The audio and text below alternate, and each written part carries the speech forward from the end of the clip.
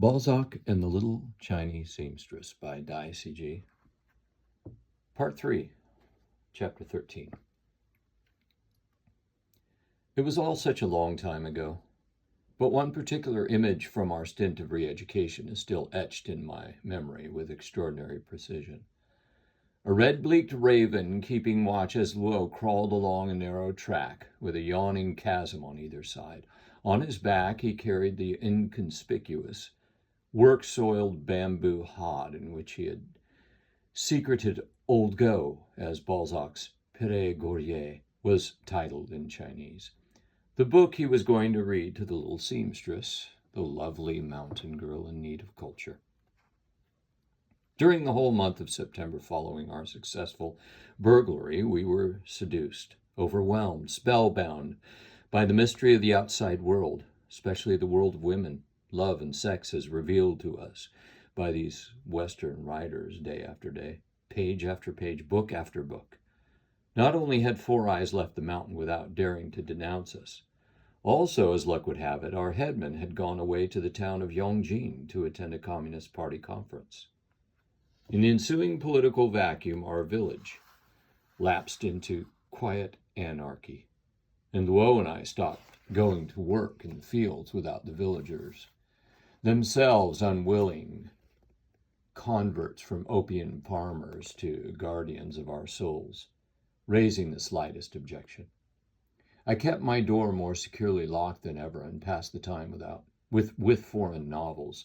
Since Balzac was Luo's favorite, I put him to one side, and with the ardor and earnestness of my 18 years, I fell in love with one author after another: Flaubert, Gogol, Melville, and even Romain Rolland. Let me tell you about Romain Rolland. Among the books in Four Eyes' suitcase, there was only one by him. Volume 1 of his 4-volume masterpiece, Jean Christophe. The Chinese translation was by Fu Lei, who also did the Balzac translation. As the story was about a musician and I myself played pieces on the violin, such as Mozart is Thinking of Chairman Mao, I was naturally drawn to the book. I'd intended only a brief flirtation, a skim read, but once I had opened the book, I couldn't put it down. Until then, short stories had been my favorite reading, well wrought and sparkling with ideas, tales that made you laugh or took your breath away, that would stay with you for the rest of your days. I was more dubious about full-length novels. But Jean Christophe, with his fierce individualism utterly untainted by malice, was a salutary revelation. Without him, I would never have understood the splendor of taking free and independent action as an individual. Up until this stolen encounter with Romain Rolland's hero, my poor educated and re-educated brains had been incapable of grasping the notion of one man standing up against the whole world. The flirtation turned into a grand passion. Even the excessively empathetic style occasionally indulged in by the author did not detract from the beauty of this astonishing work of art. I was carried away, swept along by the mighty stream of words pouring from the hundreds of pages. To me, it was the ultimate book. Once you had read it, neither your own life nor the world you lived in would ever look the same. My passion for Jean Christophe was so great that for the first time in my life, I wanted something to be my very own rather than a possession I shared with Luo. So I wrote an inscription on the flyleaf to the effect that the book was a gift for my next birthday, and asked Luo to sign it. He said he was flattered, as the occasion was so momentous that it deserved to go down in history. He calligraphed his name with a single brushstroke, unbridled, lavish, spirited, linking together the 3 characters with an elegant flourish that took up almost half the page. For my part, I dedicated 3 books by Balzac to him as a gift for the coming new year: Pere Goriot, Eugénie Grandet, and Ursule Mourouet. Beneath my dedication, I drew 3 figures representing the 3 Chinese characters constituting my name. The first was a galloping horse with a long mane flying in the wind. The second, a long pointed sword with a finely carved bone handle set with diamonds. And the third was a bell, around which I drew a number of short strokes like rays to suggest that it was sounding the alarm. I was so pleased with my dedication that I was tempted to add a drop or two of my blood by way of consecration. Towards the middle of the month, a violent storm raged on the mountain. It lasted all night long. The rain was torrential. The next morning, Luo, true to his ambition to endow the lovely little seamstress with culture, set off at first light with Pere Goriot in his bamboo hod. Like a knight-errant, though lacking a steed, he vanished into the morning mist shrouding the path to the little seamstress's village. Not wishing to break the curfew imposed by the political authority, he retraced his steps in the evening and returned meekly to our house on stilts.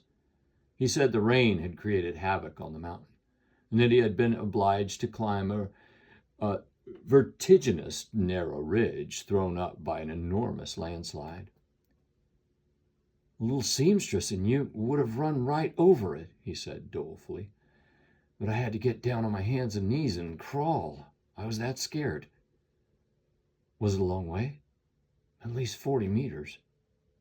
It was a mystery to me why Luo, who seemed so daring in all things, should have such a dread of heights. He was an intellectual type and had never climbed a tree in his life. I still remember the afternoon in our boyhood when we were seized with the idea of climbing the rusty iron ladder of a water tower.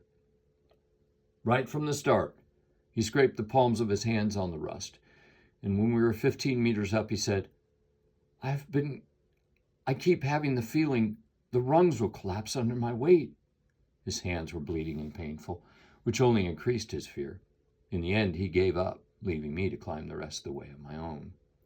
From the top of the tower, I leaned over to spit down on him for a joke, but my spittle was swept away by the wind. 5 or 6 years had passed since then.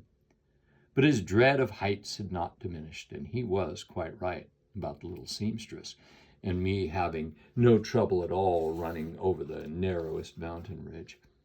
In fact, once we had reached the other side, we would often have to wait for Luo to catch up with us, which could take a long time because he had to get down and crawl. One day, for a change of air, I decided to accompany Luo on his pilgrimage to the little seamstress's village. By the time we reached the perilous path Luo had told me about, the soft morning breeze had made way for a mountain gale. I gasped when I saw the risk Luo had been taking every day. Even I started trembling when I set foot on the ridge. My left boot dislodged a stone, and almost at the same moment my right boot pushed some clods of earth over the side.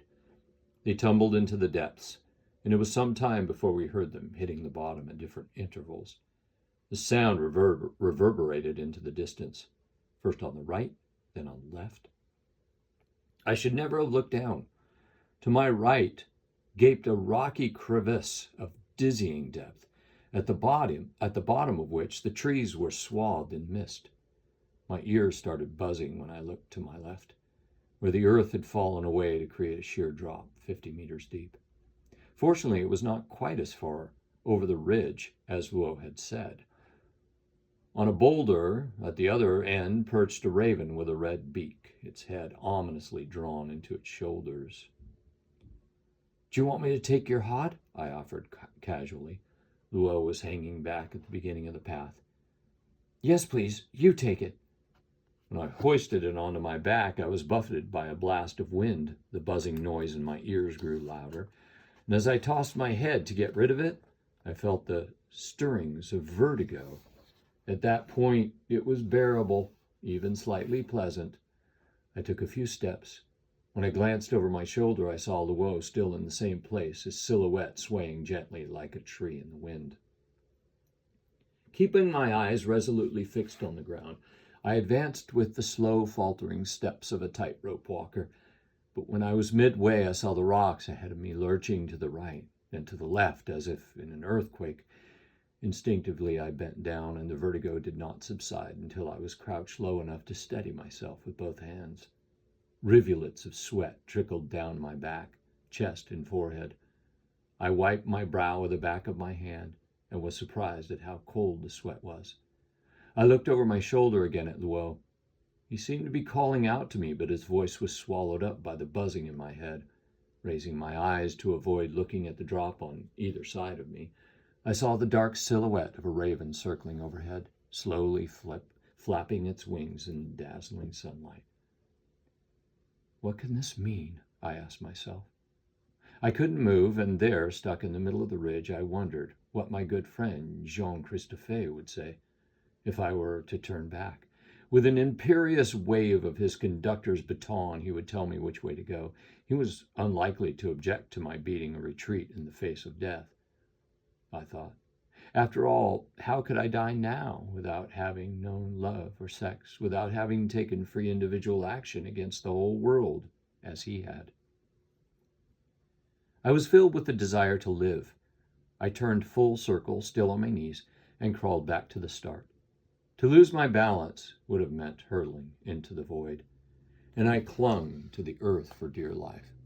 Suddenly I thought of Luo. He must have undergone the same ordeal, and yet he had succeeded in crossing to the other side. His voice became clearer as the distance between us lessened. I noted that his face was deathly pale, as if he was even more frightened than I was. He called out to me, saying that I should straddle the ridge and drag myself forward that way. I took his advice, and this new position, though more humiliating, enabled me to reach him safely. When I was back where I started, I scrambled to my feet and set down the hod. "Did you get stuck like this every day?" I asked him. "No, just the first time." "Is it always there?" "What?" "The raven." I pointed my finger toward the red-beaked raven, which had now lighted on the ridge at the very spot where I had decided to turn around and go back.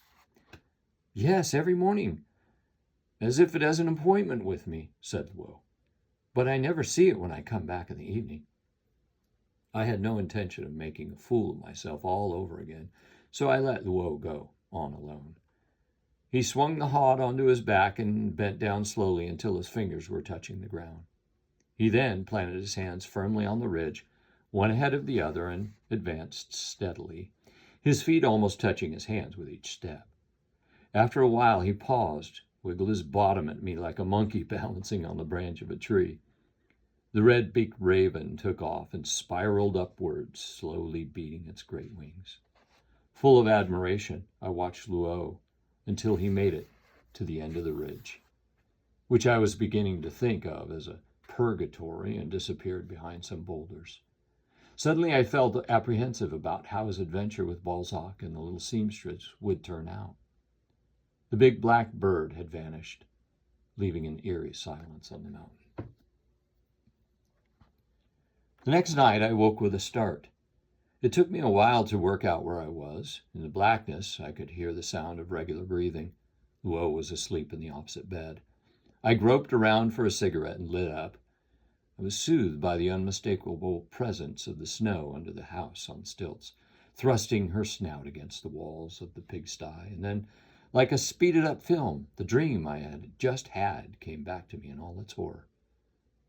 Luo was with a girl, and I was watching from afar as they teetered along a path with a chasm on either side. At first, the girl who was leading the way was the daughter of the janitor at the hospital where our parents worked. A girl of our class, modest, ordinary, kind of girl I had forgotten existed.